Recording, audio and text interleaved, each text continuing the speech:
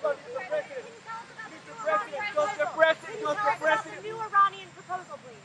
So they want to make a deal, but I'm not satisfied with it, so we'll see what happens.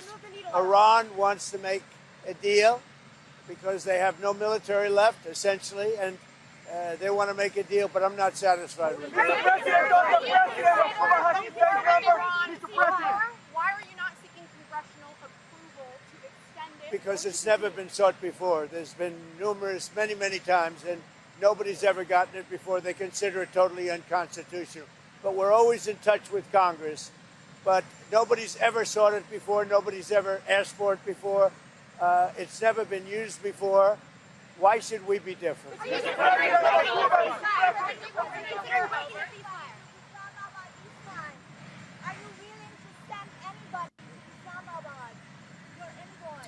We have great respect for Pakistan and Islamabad and tremendous respect for the Prime Minister and the Field Marshal. And they're working with us. They continue to work with us. But the trip is a very long one, and we're doing everything in terms of negotiating right now, in terms of the negotiation telephonically. They've made strides, but I'm not sure if they ever get there.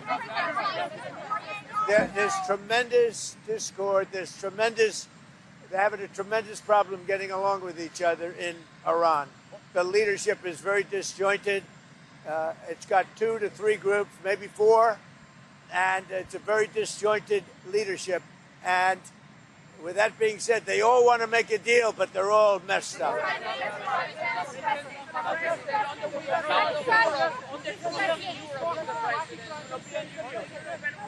I spoke with the winner, a very good man. As you know, I was very strongly in favor of him in Iraq. And we had a long conversation yesterday. I congratulated him. He won, and with our help, he won, and we want him to do very well. And I told him that the United States is with him all the way. It was a great victory. The new head of Iraq is somebody that we support very strongly.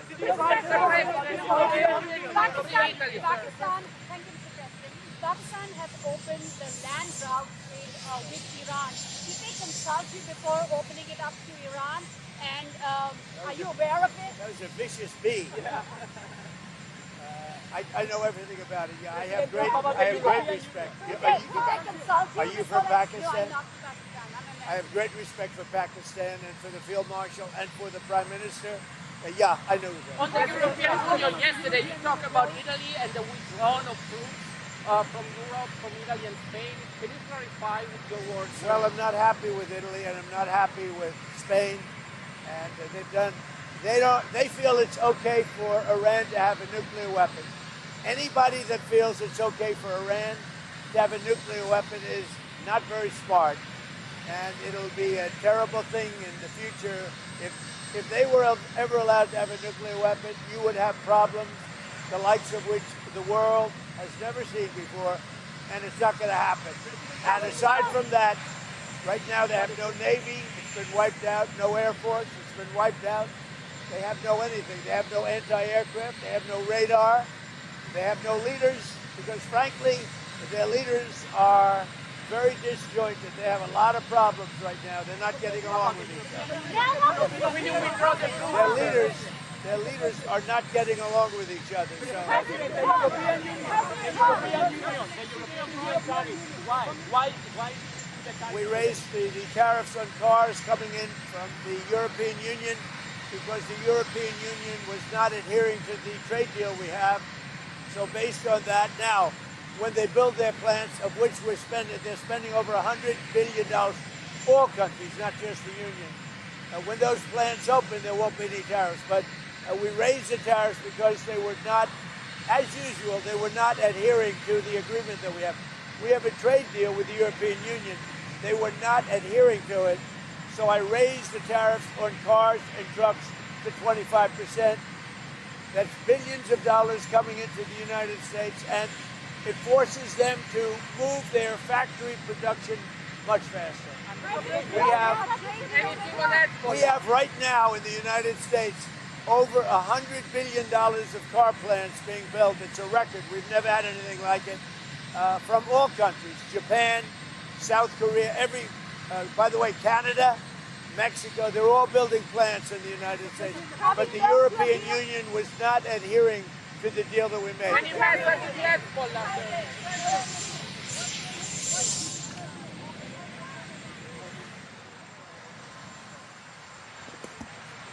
As you know, it's a very disjointed, unfriendly leadership, unfriendly to each other.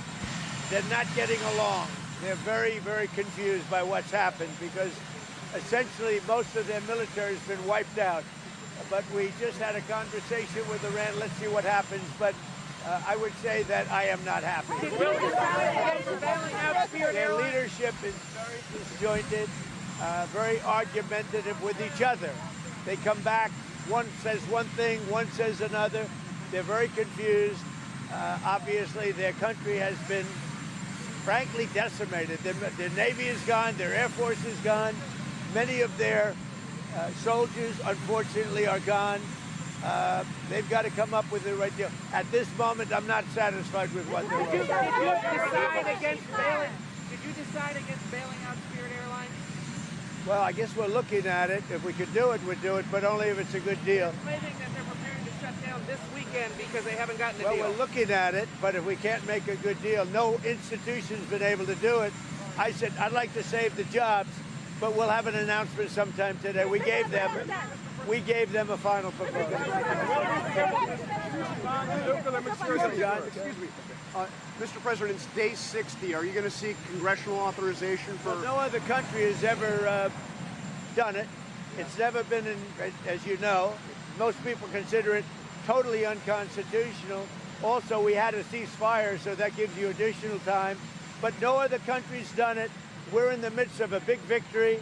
This is a victory like we haven't had since Venezuela, okay, to be honest with you. We haven't had, but, you know, we have a country that lost its way. It really lost its way. That's our country in terms of the military. Now we have a great military. We're on our way to another victory, a big victory, and I don't think that it's constitutional what they're asking for. These are not patriotic people that are asking. You know, when they say, even the losers, even the ones that say all the wrong things, admit that it's been amazing what we've done. The Strait is totally shut down. It's flawless. It's totally 100% shut down. Now, we've been dealing with Iran. They want to make a deal. They're not there. They're not with it. They're sort of, they get close, and then a new group of people come in. They don't know who their leaders are. They have no idea who their leaders are, but they're very confused, and that's because of the success we've had militarily. They essentially have no military. Let me just tell you, the war powers. So many presidents, as you know, have gone and exceeded it. It's never been used. It's never been adhered to, and every other president considered it totally unconstitutional, and we agree with that.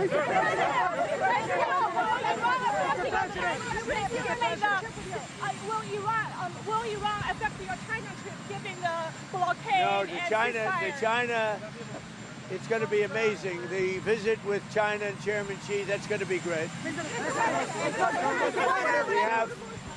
We have the trip with China coming up. And I think it'll be an amazing event.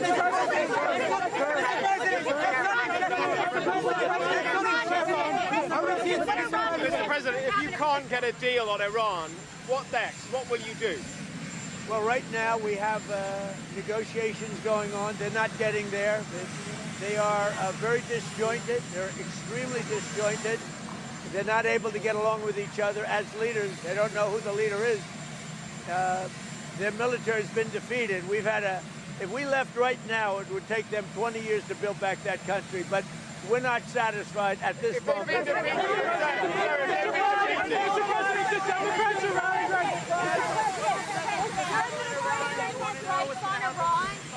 you considering new strikes on Iran? Why would I tell you that? Here at Airlines, what has been the holdup on a deal? Are they We're looking balking? at it. We're looking at trying to help them. Something we're not looking to get involved with, but if we can, it's 14,000 jobs. We are, I would say we're driving a tough deal, but it's one of those things. We'll do it or we won't. We'll have something for you today or tomorrow. It seems like the other lenders are balking. They think they'll get bumped down in priority. Well, they will. You know, we come first. Hey, you know what it is? USA first, America first. That's my point. Including with airlines, including with Intel. You know, we made an Intel deal. You know that, right? We made about $40 billion on that. And someday Fox and Peter is going to talk about it. But we helped out Intel, and we ended up making $40 billion. So we're looking at Spirit, different kind of a thing. But we're looking at Spirit, and we can help them, we will. But we have to come first. We're first. It's America first. The CEO of Anthropic came to meet Susie Wiles a week or two ago. What is the latest on your position on that company? Well, only that they had a very good meeting. You had a CENTCOM commander come in here yesterday. Was he briefing you on a different approach, options? What kind of options? How would it look different? There are options. I mean, do we want to go and just blast the hell out of them and finish him forever, or do we want to try and make a deal? I mean, those are the options. Do you want to go blast the hell out of him? I'd and prefer finish him not. forever? On a human basis, I'd prefer not, but that's the option. Do we want to go in there heavy and just blast them away, or do we want to do something? They're a very disjointed unitship, as you can understand, Peter, very disjointed. I mean, they're not getting along with each other, and it puts us in a bad position. One group wants to make a certain deal, the other group wants to make a certain deal, including the hardliners. The hardliners want to make a deal too. Why wouldn't they? They have no Navy, they have no Air Force, they have no anti-aircraft, they have no nothing. There was some reporting this week that because of all the firepower required for Epic Fury, that there are people in the White House who are starting to worry about our inventory of bombs and missiles. Are you worried? No, we have more than we've ever had, actually. Because all over the world we have inventory, and we can take that if we need it. But all over the world we have tremendous amounts of inventory, the best. For instance, we're stocked and locked and loaded. Right now, we have more than double what we had when this started. But, you know, we're all over the world. We're in many, many different countries, many different places, all packed up. Now, what happened is Biden came in like a stupid fool, and he gave a lot of what we had to Ukraine. Right. And the $350 billion they spent, we don't do that. Everybody has to pay. The European Union pays us, but Biden didn't get money. He got nothing. But he gave a lot of the inventory away. Now, relatively speaking, it's not that, but it was a lot of inventory. He gave it to Ukraine. We built it up, but we have inventory from all over the world. Are you going to go to the G7? The G7 is in France in June. Will you go to it? Probably. Mr. President, will the Lebanese and Israeli leaders be meeting here soon? Mr. President? President NATO. What about NATO? Did the king change your mind? King Charles? No. King and I had a great, he's just a great person. He's a high quality person. I love the job he did in Congress. He actually got the Democrats to stand. He's a wonderful person. She's a wonderful lady, a wonderful queen, and we had a good time. Mr. President, will the Lebanese and Israeli leaders be meeting here soon at the White House? Yeah, they're going to be coming. And President Trump, when you go to this is going to be your first big public event since somebody tried to kill you on Saturday. Do you feel safe going to something like this today? I don't even think about it, Peter. You still support a pardon for Pete Rose, sir? Oh, I think Pete Rose was great. I think Pete Rose should have been in the Baseball Hall of Fame a long time ago. A long time ago before his death. I think baseball did a great disservice by not respecting his achievements on the field. He was a great player. I knew him. Mr. President, well. sir. He was a great player. Will you pardon him? It seems like it would happen with your blockade, and you don't have to restart the war, or you don't have to make a deal. Is that correct? Are you happy with the blockade? The blockade has been unbelievable, powerful, 100%. It's been actually unbelievable. If we left right now, we had a great victory, but we're not doing that. So you don't have to do We're anything else? negotiating with them. Their teams are unbelievably disjointed, but we are negotiating. Mr. President, the NASDAQ and the S&P 500 posted their biggest monthly gain since your first term, sir. Can you talk about what this means to you, the stock market performance, and do you believe that this is going to continue throughout the rest of your term? Thank you. The stock market is hitting record numbers. We have more people working in the USA today than we've ever had working, as you know. It's in many ways. Now, when this war ends, gasoline and oil and everything is going to come tumbling down. But right now, as of this moment, the stock market has hit record highs. We have more people, again, working in the United States today than at any time in the history of our country. We are really doing well. Now, gasoline's high. Other prices are way down, but gasoline's high. But when this is over, you'll have a world without a nuclear weapon with Iran. If you allow Iran to have a nuclear weapon, the world would be in great jeopardy. So it's not going to happen. As soon as the war ends, the gasoline prices will go Now, sir, you're going down to the villages. You're going to be talking to our seniors. You've delivered for seniors, no tax on Social Security, most favored nations. Can you talk about everything that you've done to help our senior population, sir? Will be well. No tax on tips. We have the largest tax cuts in the history of our country, also, and regulation cuts, and it's one of the reasons we're doing so well. So we have no tax on tips, no tax on Social Security for our seniors. We have no tax on overtime.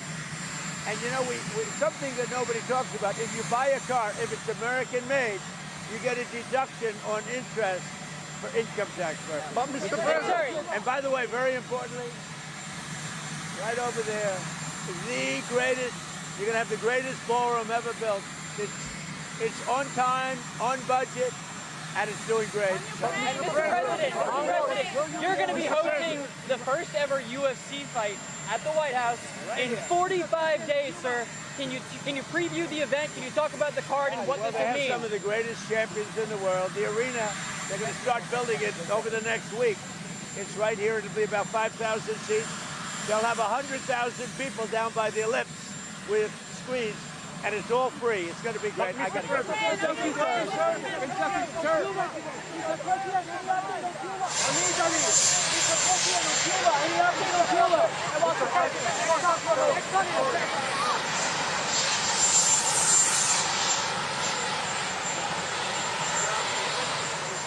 We have more people working in the United States today than ever before in history. Outside of the gasoline, prices are way down. Prices have come down. And I inherited that. We inherited the highest inflation in the history of our country, 48 years. In the history of our country. Mr. President. And prices are down.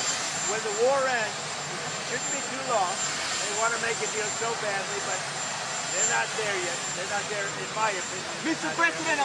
When the war ends, gasoline prices are going to tumble because there is so much right now on the sea already loaded into tankers. Tankers that can't escape the straits.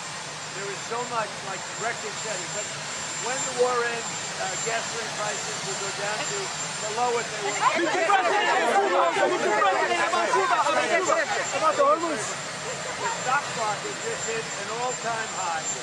And again, more people working today than at any time ever. And we just got the largest tax cut in history with the no tax. Mr. President, you, Mr. Kurdi said, You like him? I love you, Mr. President. Mr. President, I like him too. Thank you, Mr. President. Mr. President, you said you send weapons to help Iranian demonstrators. Some sources claim these weapons are in Soleimania, in Iraqi Kurdistan. Do you confirm that? And as you said, they will pay a big price? I'm not happy with the delivery of the weapons.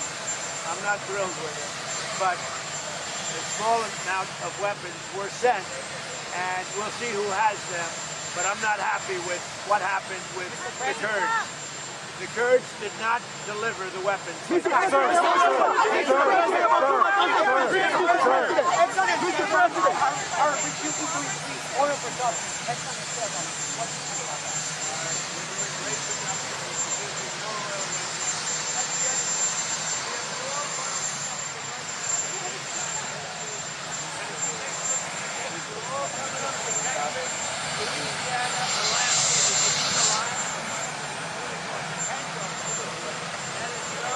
They're all coming up. They're loading up. The biggest ships in the world are coming up to Louisiana, Texas, and to Alaska, and they're loading up. So what do you think? I don't want to say it, but our country is getting stronger and stronger. This has been amazing. The amount of oil and gas that we're selling now is at a level that nobody's ever seen before. Would you consider Ron DeSantis for a cabinet position? Well, I like him a lot, so Can you tell us what you're not satisfied? I like him a Can you lot. tell us why you're not satisfied? Mr. Ron, can you tell us, you said you're not satisfied with the plan right now. Can you tell us what specifically you're not satisfied with? They're asking for things that I can't agree to. Sir, will you gas prices? Sir, will you gas prices?